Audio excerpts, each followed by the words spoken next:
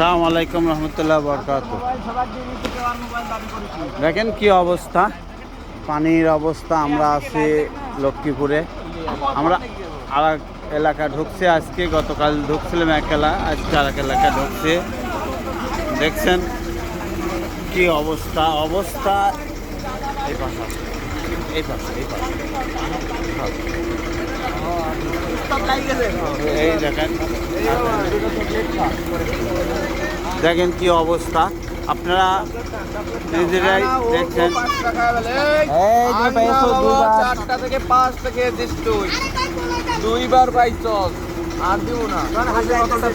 হ্যাঁ, ওই সেখান থেকে আপনারা সবাই মানুষের পাশে একটু দাঁড়ান, কারণ এরা খুব বিপদগ্রস্ত আছে, খুব অসহায় অবস্থা আছে। দেখেন অবশ্যই আমি 3 দিন ধরে না খাই আছি। দেখেন কি অবস্থা, পানি আর পানি, বাড়ি ঘরের অবস্থা আপনারা নিজে দেখেন। দেখেন মুরব্বি বস